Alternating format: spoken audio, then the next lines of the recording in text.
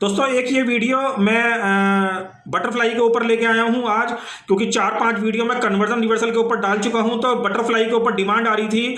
जिन लोगों को बटरफ्लाई का कॉन्सेप्ट या बटरफ्लाई का बेसिक या बटरफ्लाई की कुछ ऐसी इंफॉर्मेशन जो हमें बिगिनिंग ऑफ द कोर्स यानी कोर्स के स्टार्टिंग में हमें जाननी आवश्यक होती है, तो उस बेसिक पॉइंट्स को मैं आज के बटरफ्लाई की वीडियो में आपको क्लियर करूंगा। और उसके अंदर मैं आपको ये भी बताऊंगा कि बटरफ्लाई के जो गैप हैं वो किस तरीके से लगाए जाते हैं, और बटरफ्लाई के अंदर किस तरीके से किस स्टॉक को हमें बटरफ्लाई का सिलेक्शन करना चाहिए। तो इसका एक डिटेल वीडियो मैं आज के वीडियो में आपको बताऊंगा। इससे आपको बटरफ्लाई की स्ट्रेटजी करने में बहुत हेल्प मिलेगी और आप बटरफ्लाई की स्ट्रेटजी को बहुत ही बेहतर तरीके से कर पाएंगे। तो फटाफट स्क्रीन के ऊपर चलते हैं, जिससे मैं आपको वो बेसिक पॉइंट बता सकूं जिससे आप बटरफ्लाई की स्ट्रेटजी को बहुत ही बढ़िया तरीके से कर सकें। और बता दूं, मैं एक आपकी नॉलेज के लिए बता रहा हूं।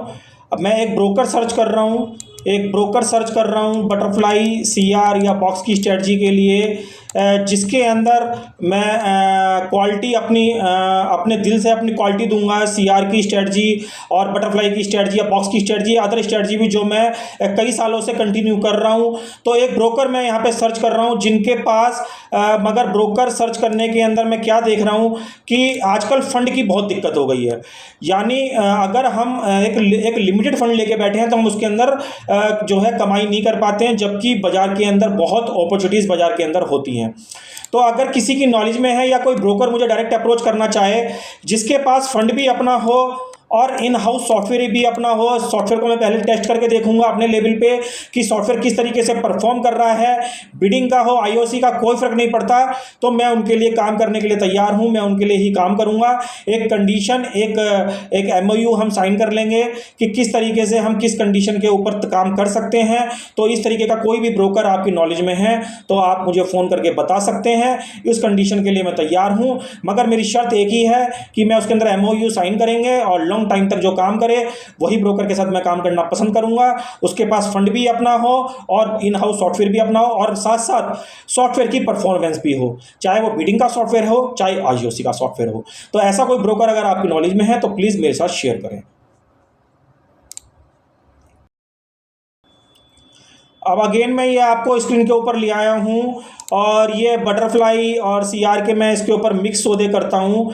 तो इसके अंदर हम बात कर रहे थे सबसे पहले बटरफ्लाई का बेसिक जो बिगिनिंग पॉइंट होता है उसके ऊपर बात करेंगे कि बटरफ्लाई किस तरीके से ट्रेड करती है और बटरफ्लाई के अंदर कैसे कॉन्सेप्ट यूज़ होता है। बटरफ्लाई के अंदर किस तरीके के गैप हमें किस तरीके से सिलेक्ट करने चाहिए, प्राइस कौन से स्टॉक के अंदर या किस तरीके के स्टॉक के अंदर किस तरीके के प्राइस गैप लगने चाहिए। जैसे अगर हम बेसिक की बात करें तो अगर हम एक रेंज की बात करें, बटरफ्लाई के अंदर एक रेंज ट्रेंड होती है। एक रेंज क्या होती है, यहाँ पे एक ट्रेड होती है कि जैसे मानो मैं किसी भी, जैसे मानो यहाँ पे हम HAL की बात कर रहे हैं, HAL के अंदर मैं ट्रेड कर रहा हूँ और यहाँ पे मैंने गैप क्या लगाया हुआ है, 100 का गैप लगाया हुआ है। तो 100 का गैप का मतलब ये हो गया कि अगर मैं इसका सेंटर पकड़ूँ तो इसका सेंटर क्या है 45 के सेंटर के 100 का गैप का मतलब ये हो गया कि ऊपर में 4600 और नीचे में 4400। इस तरीके से हम ये 100 के गैप का यहाँ पे बटरफ्लाई यहाँ पे रेंज बनता है, इसको हम रेंज बोलते हैं। रेंज को हम एक बॉक्स भी बोल सकते हैं। यानी बाजार जब तक एक बॉक्स के अंदर रहेगा, यानी इन तीनों रेंज के अंदर, इन तीनों प्राइस में से किसी भी प्राइस के अंदर रहेगा तो बटरफ्लाई का रेंज उसी तरीके से ओपन होगा। किस रेट के ऊपर कितना भाव रहना चाहिए ये मैं एक एडवांस पॉइंट है, ये आने वाले वीडियो में आप डोंट वरी, मैं इसे क्लियर करूंगा आपसे, मगर क्योंकि ये एक बेसिक वीडियो है तो इसके ऊपर बेसिक के ही हम पॉइंट क्लियर करेंगे। तो यहाँ पे हम इसको क्या बोल रहे हैं, एक बॉक्स या रेंज। तो जब भी प्राइस 4400 की रेंज को ऊपर की नीचे की साइड तोड़ देगा या 4600 के नीचे 4600 के ऊपर तोड़ देगा, यानी 4400 के प्राइस से बहुत दूर चला जाए यानी 4300 या 4250, और ऊपर की साइड में बहुत दूर चला जाए 4700 या 4750, तो ये जो बटरफ्लाई का जो 100 का गैप है इसका वैल्यू 101% जीरो माना जाएगा। अगर आपने ये बटरफ्लाई सेल कर रखी है, सपोज ये बटरफ्लाई आपने सेल कर रखी है, तो इसका पूरा क्रेडिट खर्चा काट के आपको मिल जाएगा यानी रिसीव हो जाएगा। और अगर आपने बाई कर रखी है तो उसमें खर्चा ऐड करके आपसे वो पैसा ले लिया जाएगा, क्योंकि इसका जो गैप है, जो आपने 100 का गैप यहाँ पे लगाया हुआ था, ये गैप यहाँ पे 0 माना जाता है। जैसे मैंने आपको बॉक्स का बताया कि अगर बॉक्स के ऊपर चला गया तो 0, अगर ऊपर की रेंज तोड़ दी यानी 4400 तोड़ दिया तो 0 और 4600 तोड़ दिया तो 0। तो ये तो हो गया एक एडवांस पॉइंट, ये तो हो गया एक बेसिक पॉइंट।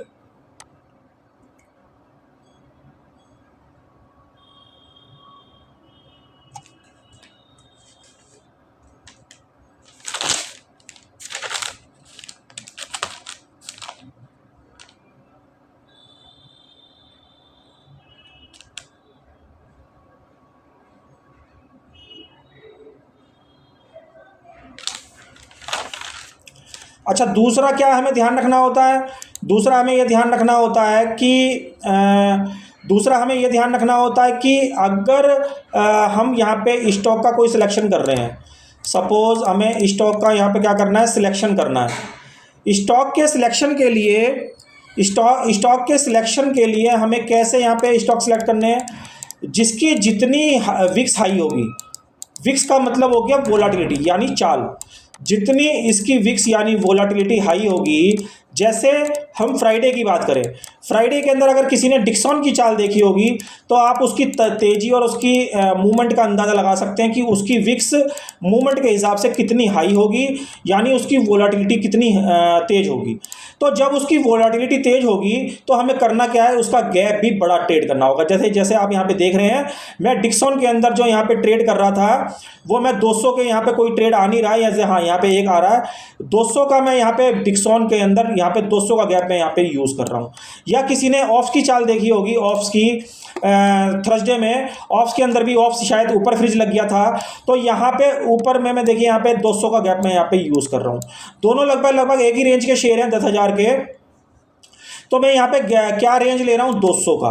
तो ये मैंने 200 का गैप मैंने किस नज़र की वजह से मैंने यहाँ पे सिलेक्ट करा, इसकी विक्स को देखते हुए, इसकी वोलाटिलिटी को देखते हुए। जितनी वोलाटिलिटी हाई होगी उतना बड़ा गैप आपको लगाना पड़ेगा। अगर आप उससे कम के गैप में काम कर रहे हैं, लालच में काम कर रहे हैं, तो वो आपका मतलब बेकार आपकी मतलब होगा, यूजलेस है, मतलब वो ट्रेडिंग आपके काम की नहीं है। उससे फ़र्क क्या होगा पड़ता है, मैं आपको बताता हूँ।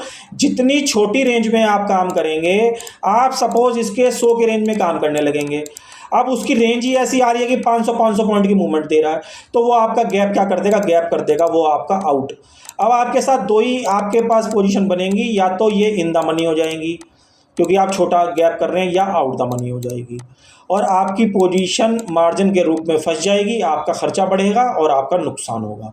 तो इसी वजह से विक्स के हिसाब से गैप का सिलेक्शन उसके विक्स के हिसाब से करें। अगर आपको बड़ा गैप सूट नहीं करता है तो आप उसके अंदर ट्रेडिंग ना करें। लालच के अंदर छोटे गैप लगा के बिल्कुल ट्रेड ना करें, क्योंकि अगर छोटा ट्रेड आप लालच के अंदर छोटा गैप करेंगे तो आपके फंसने के चांसेस बहुत ज़्यादा हैं, आपका मार्जिन ब्लॉक होने के चांसेस बहुत ज़्यादा हैं। अभी जैसे आप इसके विपरीत बात करें, इसके विपरीत बात करेंगे हम ग्रैन्यूल, एक शेयर है ग्रैन्यूल की अगर आप वोलेटिलिटी या विक्स देखेंगे, मैं इस स्टॉक को काफ़ी टाइम से वॉच कर रहा हूँ, ग्रैन्यूल की जो विक्स है वो बहुत लो है।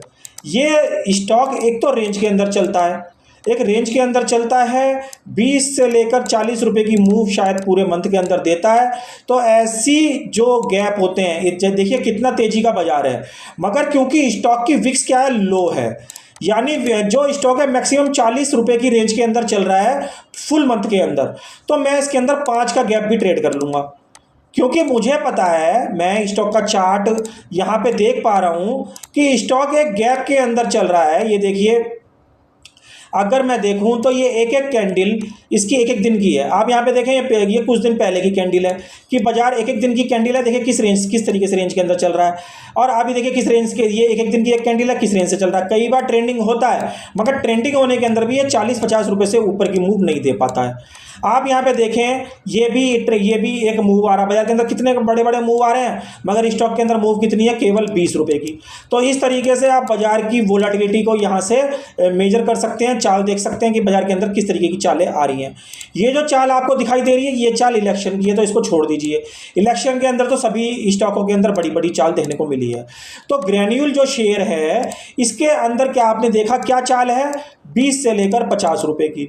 तो इसके अंदर आप स्टॉक का जो गैप का सिलेक्शन कर सकते हैं, वो 5 का गैप भी आप कर सकते हैं। मैं खुद ग्रैन्यूल शेयर के अंदर 5 का गैप करता हूं, क्योंकि एक तो नॉन रिस्क हो गया कि मतलब रिस्क फ्री हो गया, और अगर कोई ट्रेडिंग इसके अंदर पड़ती है तो गुल्ला भी पड़ सकता है। तो जितनी लो वोलेटिलिटी का शेयर आप ट्रेड करेंगे, उतनी एक्यूरेसी आप ट्रेडिंग के अंदर ले पाएंगे, चाहे वो बटरफ्लाई की स्ट्रेटजी है, चाहे वो कन्वर्जन रिवर्सल की स्ट्रेटजी है। ये बात मैंने आपको अपने प्रीवियस जो कन्वर्जन रिवर्सल का वीडियो है उसके अंदर भी बोली है कि जो भी स्लो मूवमेंट के स्टॉक होंगे, यानी एक रेंज के शेयर होंगे, जैसे फॉर द एग्जांपल ग्रैन्यूल के एग्जांपल की तरह और भी 100 जैसे जो 86 स्टॉक 188 स्टॉक एफ&ओ के अंदर लिस्टेड हैं, इसके अंदर से आप थोड़े से लिक्विडिटी के स्टॉक निकाल लीजिए, और अगर उनकी रेंज के स्टॉक ग्रैन्यूल की तरह आपको मिल जाते हैं तो आप उनके अंदर सीआर की स्ट्रेटजी और बटरफ्लाई की स्ट्रेटजी को करके देखिए। आपकी एक्यूरेसी हाई वोलेटिलिटी वाले जो इंडेक्स आप स्टॉक करते हैं, जैसे डिक्सॉन, ऑप्स, इस तरीके के शेयर जो आप करना पसंद करते हैं, सीमेंस, उसके अंदर आपकी एक्यूरेसी कम काम करेगी, मगर जो स्लो मूवमेंट है उसके अंदर आप कम काम करेगी, खास करके बिडिंग का जो सॉफ्टवेयर चलाते हैं। आईओसी वाले कितनी भी मूवमेंट के वाले शेयर में काम कर सकते हैं, मैं खुद करता हूं, क्योंकि आईओसी वाले में घबराहट नहीं होती है। उसमें आप क्या करते हैं, बड़े बड़े रेट लगा के छोड़ देते हैं। अगर आप 200 रुपये की भी गैप का बड़ा गैप लगाएंगे, डिक्सॉन के अंदर बड़े बड़े गैप लगा दूंगा, बड़े बड़े रेट लगा दूंगा भाई, नहीं छोटे रेट में काम करूंगा तो उसमें कोई ना कोई गुल्ला पड़ना होगा तो पड़ जाएगा। ऐसी सीआर की मैं कोई स्ट्रेटजी काम करूंगा तो उसके अंदर बड़े बड़े रेट लगा दूंगा। तो इस तरीके से आपको हमेशा छोटी रेंज के अंदर, स्लो रेंज के अंदर काम करना चाहिए। उससे क्या होगा कि आपकी ट्रेडिंग भी अच्छी होगी और आपकी एक्यूरेसी भी उस स्ट्रेटजी के अंदर प्रॉफिटेबल बनेगी। अदरवाइज आप कहीं ना कहीं ट्रैप होते रहेंगे, या तो तेजी की साइड, या मंदी की साइड, या आउट द मनी की साइड, या इन द मनी की साइड।